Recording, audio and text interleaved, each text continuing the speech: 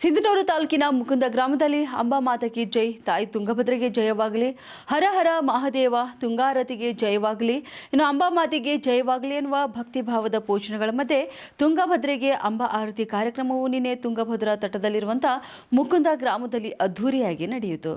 ಗೋಧೂಳಿ ಹೊತ್ತಿಗೆ ಜಿಟಿ ಮಳೆ ಹನಿಗಳ ಸಿಂಚನದಲ್ಲಿ ವಾರಣಾಸಿಯ ಪ್ರಖ್ಯಾತ ಅರ್ಚಕರ ತಂಡವು ಮುಕುಂದ ನದಿ ತೀರದಲ್ಲಿ ಅಂಬಾ ಆರತಿಯ ಪೂಜಾ ಕೈಂಕರ್ಯಗಳನ್ನು ಆರಂಭಿಸುತ್ತಿದ್ದಂತೆ ನೆರೆದಿದ್ದ ಜನಸ್ತೋಮದಿಂದ ಜಯಕಾರದ ಘೋಷಣೆಗಳು ಮುಳುಗಿದ್ದವು.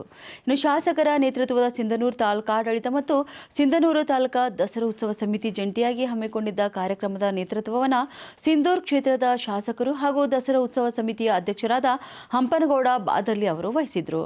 ಇನ್ನು ಮುಕುಂದ ಸೇರಿದಂತೆ ಸುತ್ತಲಿನ ಹಳ್ಳಿಗಳ ಗ್ರಾಮಸ್ಥರು ತುಂಗಭದ್ರೆಯ ಅಂಗಳದಲ್ಲಿ ಹೆಚ್ಚಿನ ಸಂಖ್ಯೆಯಲ್ಲಿ ನೆರೆದು ಅಂಬಾ ಆರತಿಯ ಸಂಭ್ರಮವನ್ನು ಕಣ್ತುಂಬಿಕೊಂಡರು.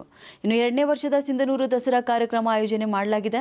ಇನ್ನು 9 ದಿನಗಳ ಕಾಲ ಸಿಂಧನೂರು ನಗರ ಮತ್ತು ಸುತ್ತಲಿನ ವಿವಿಧ ಹಳ್ಳಿಗಳಲ್ಲಿ ಗ್ರಾಮೀಣ ಕ್ರೀಡೆ, ಸಾಂಸ್ಕೃತಿಕ ಕಾರ್ಯಕ್ರಮಗಳು ನಡೆಯಲಿವೆ.